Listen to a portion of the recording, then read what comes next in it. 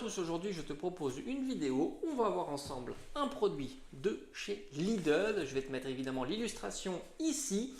C'est un produit qui est plutôt tendance en ce moment puisque il fait très chaud et certains n'ont pas la clim à la maison. Et c'est l'occasion d'acheter tout simplement un climatiseur mobile et on va étudier ce climatiseur et on va voir combien coûte tout simplement ou te coûtera son fonctionnement. Donc c'est le climatiseur Comfimobile Smart Cool 7000, c'est un classe A, donc ça c'est plutôt intéressant. Classe A, ça veut dire qu'il est logiquement moins énergivore que les autres parce qu'il est très bien classé. Après, évidemment, il y a des classes A plus ou moins consommateurs d'énergie. Ici, et c'est vrai qu'il faut le reconnaître, sa puissance est plutôt très avantageuse puisque il est noté que la puissance de fonctionnement est de 755 watts et c'est vrai que pour être honnête, une puissance en dessous de 1 kW, donc en dessous de 1000 watts, c'est quand même intéressant.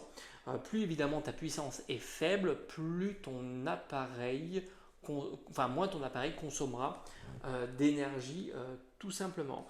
On va calculer donc sa consommation tout simplement pour une utilisation durant l'été évidemment.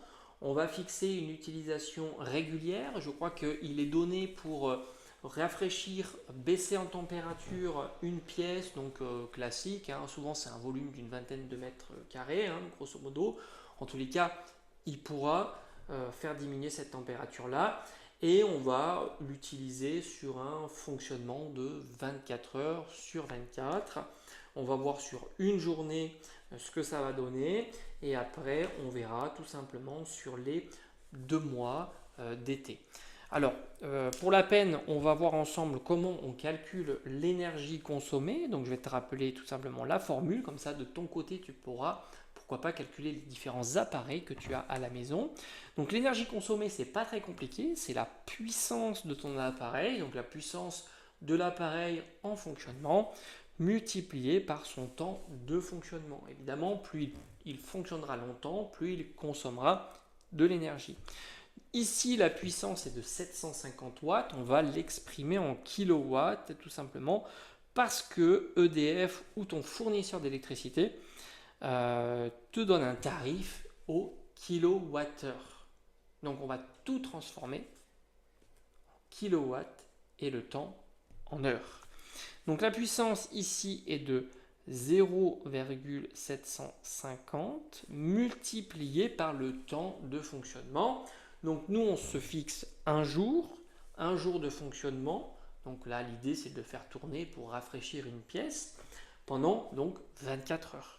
Donc on multiplie par 24. Si tu veux le tarif pour une heure de fonctionnement, il suffira tout simplement de diviser par 24 et je te dirai grosso modo quel pourrait être le prix de fonctionnement. Donc ici, pour une journée, donc on va écrire pour une journée, un jour, 24 heures sur 24, le coût est de... Alors ici, donc on fait l'opération suivante, c'est équivaut tout simplement à 18,12 kWh. Ok, donc ça c'est la première information. Dans mon cas, 2 points. Dans mon cas, j'ai un tarif de kilowattheure de 25 centimes. D'accord? Après, c'est propre à ton abonnement. Donc pour un jour de 24 heures, le coût est de, entre parenthèses, avec 1 kWh à 25 centimes. 2 points.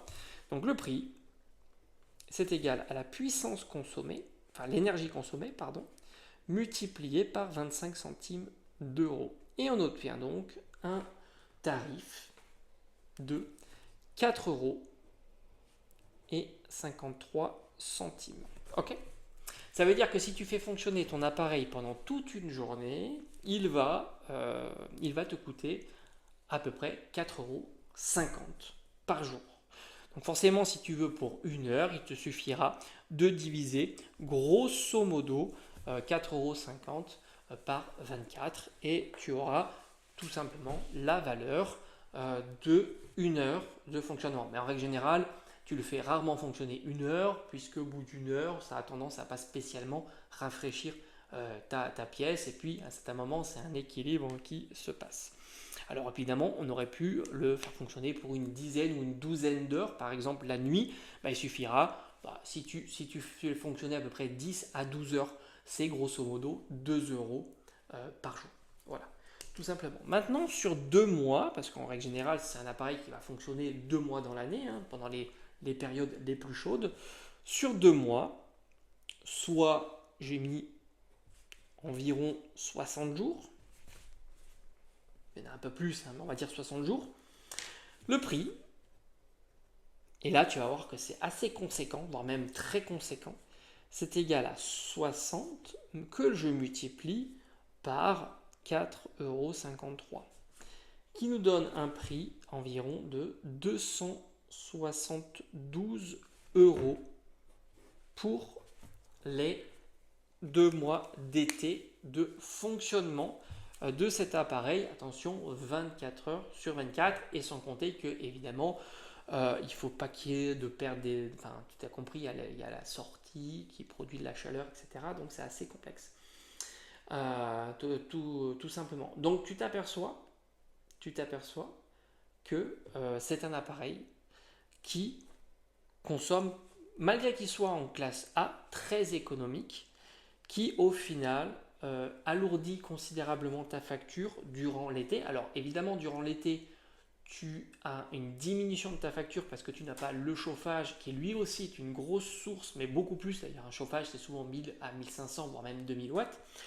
Donc la baisse de ton chauffage va être compensée par l'augmentation à cause d'un climatiseur.